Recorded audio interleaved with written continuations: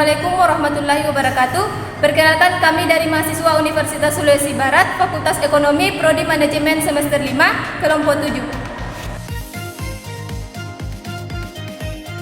Model deskriptif dalam manajemen strategik adalah pendekatan yang digunakan untuk menggambarkan, menganalisis dan menjelaskan situasi atau kondisi saat ini dari suatu organisasi atau perusahaan.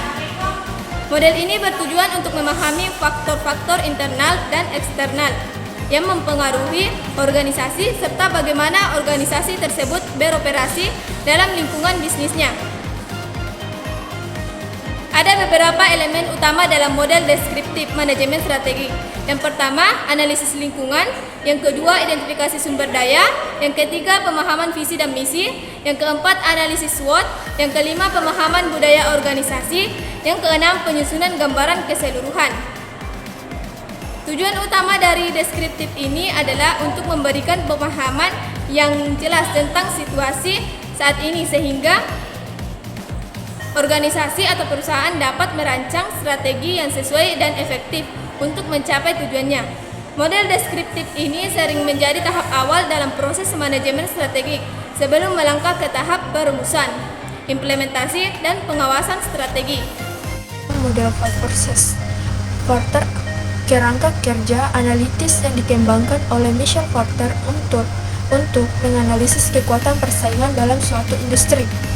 Model ini membantu organisasi untuk memahami dinamika persaingan dalam industri mereka dan mengidentifikasi faktor-faktor yang dapat memengaruhi profitabilitas. Berikut adalah 5 kekuatan yang menjadi fokus dalam model 5 Process Porter. Pertama, kekuatan tawar-menawar pembeli, yaitu mencerminkan sejauh mana pembeli memiliki kekuatan untuk mempengaruhi harga dan syarat dalam transaksi. Kedua, kekuatan tawar-menawar pemasok. Ini mengukur kekuatan pemasok dalam mempengaruhi harga dan kualitas pasokan. Jika pemasok langka atau mengontrol pasokan penting, mereka dapat memiliki kekuatan tawar-menawar yang benar. Ketiga, ancaman produk atau layanan pengganti. Ini mencerminkan sejauh mana produk atau layanan alternatif dapat memenuhi kebutuhan pelanggan dan mengurangi permintaan terhadap produk atau layanan utama dalam industri. Keempat, ancaman dari persaingan di dalam industri. Model ini mengukur sejauh mana hambatan masuk untuk pesaing baru. Kelima, intensitas persaingan dalam industri.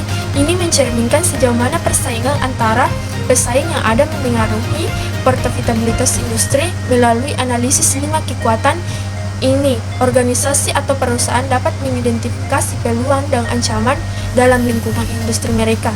Ini membantu mereka merancang strategi yang lebih baik seperti menyesuaikan harga, meningkatkan kualitas produk, atau menciptakan keunggulan kompetitif yang membedakan mereka dari pesaing. Model SWOT adalah alat analisis strategis yang digunakan oleh organisasi untuk mengevaluasi faktor-faktor internal serta faktor-faktor eksternal yang dapat mempengaruhi kinerja dan strategi mereka. Singkatan SWOT sendiri adalah yang pertama itu kekuatan. Kekuatan ini dapat mencakup sumber daya seperti keahlian karyawan, merek yang kuat, teknologi canggih atau aset yang bernilai tinggi. Yang kedua itu kelemahan. Kelemahan adalah faktor-faktor internal yang menghambat organisasi dalam mencapai tujuannya. Ini bisa berupa kurangnya sumber daya, proses yang tidak efisien, manajemen yang lemah, atau keterbatasan dalam produk atau pelayanan. Yang ketiga itu peluang. Peluang adalah faktor-faktor eksternal yang bisa dimanfaatkan oleh organisasi untuk mencapai tujuan mereka. Peluang dapat muncul dari perubahan tren pasar, perubahan regulasi, perubahan perilaku konsumen, atau perkembangan teknologi baru. Yang keempat itu ancaman. Ancaman adalah faktor-faktor eksternal yang bisa menghambat pencapaian tujuan organisasi. Ini bisa berupa persaingan yang ketat, perubahan regulasi yang merugikan, risiko ekonomi, atau perkembangan teknologi dari pesaing.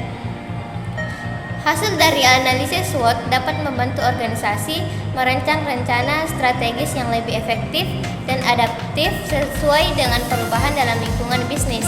Ini adalah alat yang berguna dalam pengembalian keputusan strategis dan perencanaan jangka panjang. Model BCG atau Boston Consulting Group adalah kerangka kerja yang digunakan untuk menganalisis portofolio produk atau bisnis suatu perusahaan.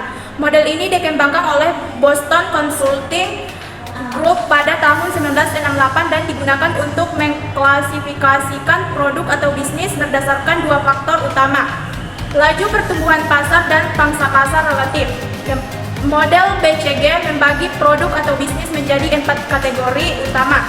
Yang pertama adalah bintang, produk atau bisnis dengan pangsa pasar tinggi dan laju pertumbuhan pasar tinggi.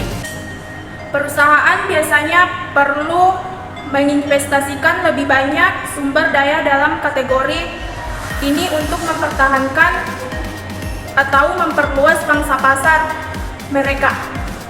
Selanjutnya yang kedua, tanya, produk atau bisnis dengan pangsa pasar rendah dan laju pertumbuhan pasar tinggi ini adalah produk yang memerlukan investasi lebih lanjut untuk menentukan apakah mereka memiliki potensi untuk menjadi bintang di masa depan atau sebaliknya divestasi. Yang ketiga, anjing atau dogs. Produk atau bisnis dengan pangsa pasar rendah dan laju pertumbuhan pasar rendah biasanya perusahaan mempertimbangkan untuk mengurangi investasi dalam kategori ini atau mengejar strategi divestasi. Yang keempat, kuda liar. Produk atau bisnis dengan pangsa pasar tinggi dan laju pertumbuhan pasar rendah, kategori ini biasanya menghasilkan aliran kas yang stabil dan tinggi yang dapat digunakan untuk mendukung investasi di kategori lain.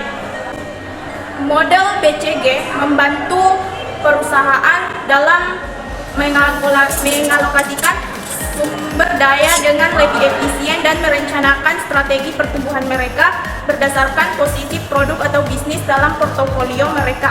Namun, perlu dicatat bahwa model ini memiliki kritik dan keterbatasan dan tidak selalu mencerminkan dinamika pasar yang kompleks dan berubah-ubah. Baiklah, dari hasil diskusi kelompok kami, di sini kami akan memilih model SWOT sebagai salah satu model strategi yang paling efektif. Dengan disertai beberapa alasan. Yang pertama, model SWOT memberikan pandangan yang lebih holistik tentang perusahaan, mencakup aspek internal yang meliputi kekuatan dan kelemahan, dan eksternal yang meliputi peluang dan ancaman. Ini membantu dalam merencanakan strategi yang mencakup semua dimensi yang relevan bagi perusahaan. Alasan kedua yaitu model SWOT ini memberikan gambaran langsung tentang faktor-faktor yang mempengaruhi perusahaan, termasuk masalah internal yang harus segera diatasi dan peluang eksternal yang dapat dimanfaatkan. Alasan terakhir yaitu model SWOT ini dapat digunakan secara berkala untuk pemantauan strategis dan perubahan kondisi bisnis. Ini memungkinkan perusahaan untuk tetap responsif terhadap perubahan lingkungan.